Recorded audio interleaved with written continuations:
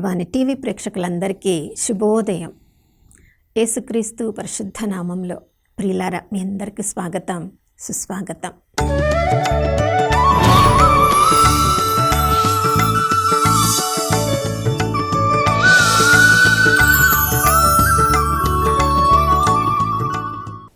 గడిచిన కాలమంతా మనం ఊహించిన దానికంటే, కోరుకున్న దానికంటే ఉన్నత స్థితిలో నిలిపిన దేవాతి దేవునికి పూర్ణ హృదయంతో, పూర్ణాత్మతో, పూర్ణ శక్తితో వందనాలు తెలియచేద్దాం. ఈ నూతన ఉదయంలో కూడా నమ్మదగిన దేవుడు, విశ్వసనీయుడు నూతనంగా తన ప్రేమను, కరుణను, కటాక్షాన్ని మనందరిపై కుమ్మరించారు. దేవుని ప్రేమ నిత్యమైన ప్రేమ, సత్యమైన ప్రేమ. కొన్నిసార్లు ప్రియులారా, మనకంటే ఉన్నతమైన అధికారులను మనం చూసినప్పుడు వాళ్ళు దైవ భయము లేని వారైతే, నిజమైన దేవుని ఎరుగని వారైతే, తమ ఇష్టము వచ్చినట్లుగా ఏదైనా నేను చెయ్యవచ్చు అన్న ఆలోచనతో ఉన్నవారైతే వారి దగ్గర పనిచేయడానికి మనం భయపడతాం. ఎలా ఉంటుందో పరిస్థితి, వాళ్ళు ఎలా పరిపాలిస్తారో. కానీ ప్రియులారా, మన ప్రియ పరలోకపు తండ్రి సర్వలోకానికి అధికారి. ఆయనకు తెలియకుండా మన తండ్రి యొక్క ఆజ్ఞ లేనిదే ఎవ్వరు కూడా ఏమి కూడా చేయలేరు. ఎందుకంటే అందరూ కూడా మన తండ్రి ఆధీనంలో ఉన్నారు.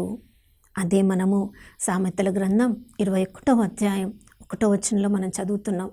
రాజు హృదయము పంట కాలువ వలె ప్రభుని ఆధీనంలో ఉండును. ఆయన వారి హృదయాన్ని తన ఇష్టము వచ్చినట్లుగా నడిపించును. మనం అనుకుంటున్నాం, అయ్యో వీళ్ళు దేవుని ఎరుగని వారు కదా, దైవ భయం లేని వారు కదా, వాళ్ళు తమ ఇష్టం వచ్చినట్లు వాళ్ళు ప్రవర్తిస్తే మనం ఎలా వారిని భరించగలం, ఎలా వాళ్ళ యొక్క క్రింద ఉండి మనం పని చేయగలం అని భయపడుతున్నాం. అందుకనే ట్రాన్స్ఫర్స్ అయినప్పుడు కదా, ఎక్కడికైనా వెళ్ళాలంటే మనకి భయం. అక్కడ పరిస్థితి ఎలా ఉందో, అక్కడ మనకి ఎవరు కూడా తెలియదు, అక్కడ ఎలా జీవించబోతున్నామో.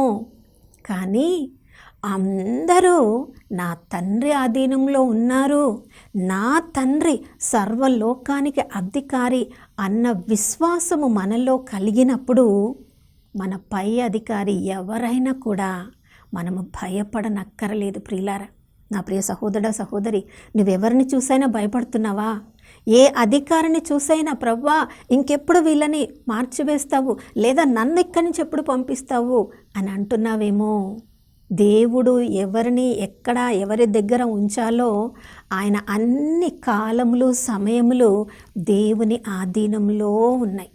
దైవ భయము వాళ్ళు కలిగిన, దైవ భయము లేని రాజులైనా కూడా అందరినీ నడిపించేది మన ప్రియ పరలోకపు తండ్రి. సమూయేలు మొదటి గ్రంథం 13వ అధ్యాయం 14వ వచనంలో మనం చదువుతున్నాం. నాకు ఇష్టమైన ఒక వ్యక్తిని నేను రాజుగా ఎన్నుకోబోతున్నాను, అతడు నాకు నచ్చిన విధముగా అన్ని పనులు చేయును అని దావీదు రాజు గురించి దేవుడు చెప్పాడు సమూయేలు ద్వారా. సమూయేలు మొదటి గ్రంథం 15వ అధ్యాయంలో అమాలేకీయులతో యుద్ధానికి వెళ్ళమన్నప్పుడు సౌలు రాజు వెళ్ళాడు. కానీ అక్కడి నుంచి అదంతా శాపకరమైంది. ఏది తీసుకొని రావద్దు అంటే బలిష్టమైన పశువులను తీసుకొని వచ్చి, ఎందుకు అలా చేశావు అని దేవుడు పంపగా వెళ్ళి సమూయేలు ప్రవక్త అడిగినప్పుడు, నీ దేవుడికి బలిగా ఇవ్వడానికి వాటిని తీసుకొని వచ్చాము అని చెప్తున్నాడు.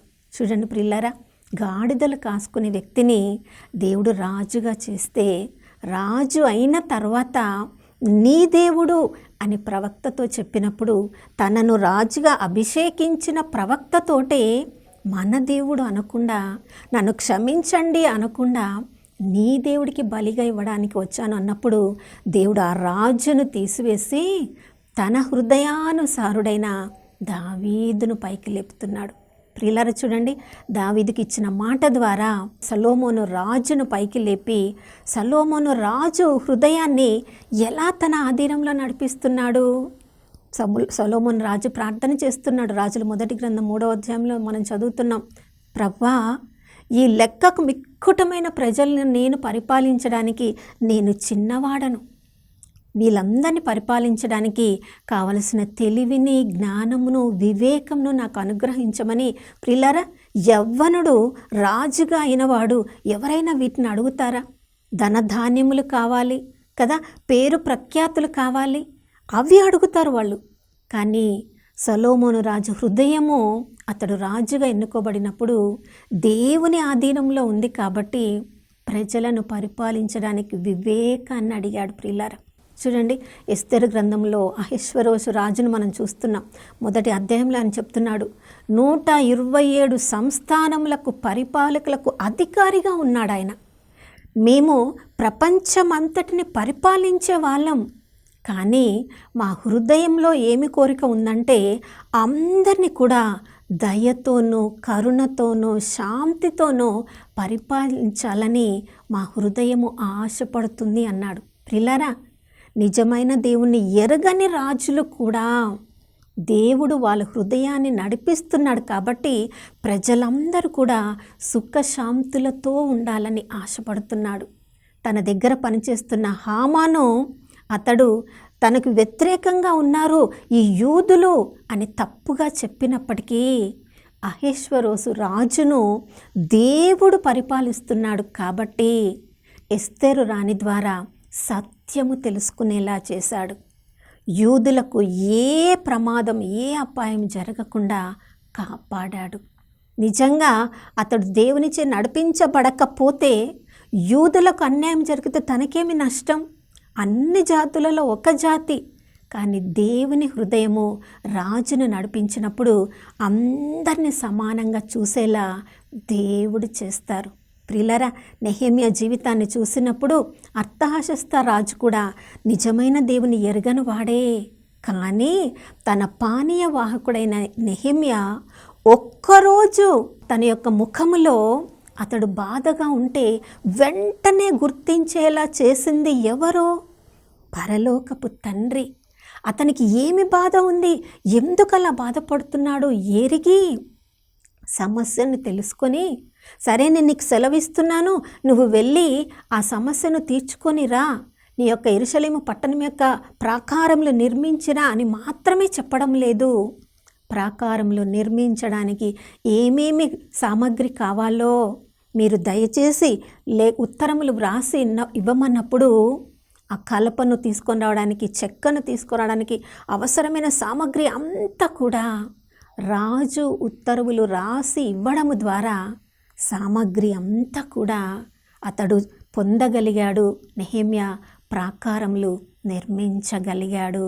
నా ప్రియ సహోదర సహోదరి, ఏ రాజును చూసినా, నెబుకద్నెజర్ రాజును మనం చూస్తున్నాం. ఎజెకియేలు గ్రంథం 29వ అధ్యాయం 18-19 వచనాల్లో మనం చూస్తున్నాం. అతడు తాను రాజుగా అనుకుంటున్నాడు. తూరు ప్రాంతానికి వెళ్ళి అక్కడ యుద్ధం చేశాడు. తనంతట తనను గొప్పగా ఊహించుకొని యుద్ధంకు వెళ్ళాడు. అక్కడ తన సైన్యం అంతా కూడా నాశనమైపోయింది.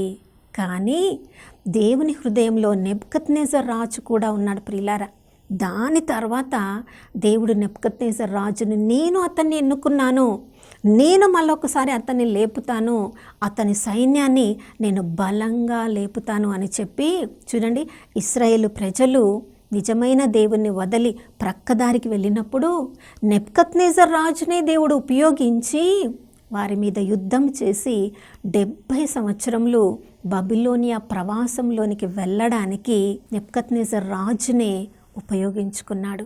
నా ప్రియ సహోదర సహోదరి, ఈ లోకంలో ఏమి జరుగుతూ ఉన్నా కూడా మన పరలోకపు తండ్రి ఆజ్ఞ లేనిదే ఎవ్వరు కూడా ఏమీ మన మీద అధికారము కలిగి లేరు. మరియ తల్లి కూడా చూడండి, గర్భం ధరించినప్పుడు ఆమెకు ప్రసవ కాలం అయినప్పుడు దేవుడు అగుస్తు చక్రవర్తిని మొట్టమొదటిసారి జనాభా లెక్కలు వ్రాయించడానికి దేవుడు ఆలోచనలో పెట్టాడు. కాబట్టి ఆయన జనాభా లెక్కల కొరకు అందరికీ కూడా తమ ప్రాంతాలకు వెళ్ళవలసి వచ్చింది. వాళ్ళు నజరేతులో సంతోషంగా ఉన్నారు. కానీ యోసేపు గారు దావీదు వంశానికి చెందినవాడు కాబట్టి తన భార్య నిండు చూలాలు అయినప్పటికీ కూడా జనాభా లెక్కల్లో తమ పేర్లు వ్రాయించుకోవడానికి బెత్లెహేమునకు వాళ్ళు రావాల్సి వచ్చింది. దేవుని దృష్టిలో తాను ఇచ్చిన లేఖనము నెరవేరాలి. వాళ్ళు బెత్లెహేముకు చేరడానికి దేవుడు అగుస్తు చక్రవర్తిని ఉపయోగించుకున్నాడు. నా ప్రియ సహోదర సహోదరి, దేవుడు నీ అధికారాన్ని ఉపయోగించుకుంటున్నాడు. నీపై ఎవరెవరు అధికారులు ఉన్నారో వాళ్ళు ప్రేమగా ఉండవచ్చు, కఠినంగా ఉండవచ్చు, ఏ పరిస్థితిలో ఉన్నా దేవుడు వాళ్ళని నీకు అధికారిగా నిర్ణయించకపోతే వాళ్ళు నీకు అధికారులుగా ఉండేవాళ్ళు కాదు. కానీ వాళ్ళని నడిపించేది మన ప్రియ పరలోకపు తండ్రి. కాబట్టి ఎవరిని చూసి భయపడకుండా వారందరినీ కూడా దేవుని ఆధీనంలోనికి మనం ప్రార్థనాపూర్వకంగా అప్పగించినప్పుడు వాళ్ళ హృదయాలను దేవుడు తన ఆధీనంలో తీసుకొని ఎవరిని చూసి మనం భయపడ్డామో వారి ద్వారానే దేవుడు మన జీవితంలో గొప్ప కార్యాలు చేస్తారు. మనందరిపై ఉన్న అధికారులందరినీ ఉదయకాలంలో ప్రభునకు సమర్పించుదాం. వారి కోసం ప్రార్థన చేద్దాం. నాతో కలిసి ప్రార్థించండి. పరిశుద్ధమైన దేవానికి స్తోత్రములు తండ్రి. ప్రభా, నీ చిత్తం లేనిదే మా తల నుంచి ఒక వెంట్రుక కూడా క్రింద పడదు అన్నావు ప్రభా, నీకు స్తోత్రం. మరి మాపై అధికారులను ఎవరెవరిని నిర్ణయించాలో నీ యొక్క ఉద్దేశము లేనిదే ఎవ్వరు కూడా మాకు అధికారులుగా ఉండరు ప్రభా. కానీ మేము ఎవరి క్రింద ఎవరి ఆధీనంలో ఉన్నామో వాళ్ళు తల్లిదండ్రులే కావచ్చు, వృత్తిపరంగా అధికారులు కావచ్చు, మేము ఎక్కడెక్కడ పని చేస్తున్నామో అక్కడ మా అధికారులు కావచ్చు. అయ్యా, వారందరి ద్వారా మీ ఉద్దేశము మా జీవితంలో నెరవేరాలని మీరు ఆశపడ్డారు. కాబట్టే వారి క్రింద నాయన మా యొక్క బాధ్యతలను మేము నెరవేర్చడానికి మాకు మీరు కృపనిస్తున్నారు ప్రభా, మీకు స్తోత్రం. ప్రతిరోజు నాయన వారి కోసం మేము ప్రార్థించడానికి మా కృపను అనుగ్రహించండి. మీకు విధేయించినట్లుగా వారికి విధేయించడానికి కృపను అనుగ్రహించండి. నెహెమ్యా మీద ప్రభా నాయన అతహశస్త రాజుకి ఏ విధంగా దయ కలిగిందో ప్రభా, అతని అవసరములు ఎలా తీర్చాడో ప్రభా నాయన మా అధికారులకు కూడా మా మీద దయ కలుగునట్లు మేము కూడా నమ్మదగిన వారంగా బాధ్యతను నాయన చక్కగా నిర్వర్తించడానికి దైవ భయాన్ని మాకు అనుగ్రహించమని యేసయ్య పరిశుద్ధ నామములో అడిగి వేడుకొనుచున్నాము తండ్రి, ఆమేన్.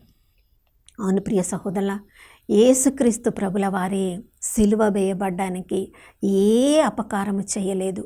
కానీ నీ కొరకు నా కొరకు ఆయన ఈ లోకపు అధికారులకు విధేయించి సిలువనెక్కి మన కొరకు బలిగా మారారు, తండ్రితో మనల్ని చేర్చడానికి. కొన్నిసార్లు మన అధికారులకు మనం విధేయించడం ద్వారా మనం బలి అయినప్పటికీ కూడా దేవుడి ఉద్దేశం నెరవేరి మన జీవితం ద్వారా దేవుడు మహిమపరచబడతాడు.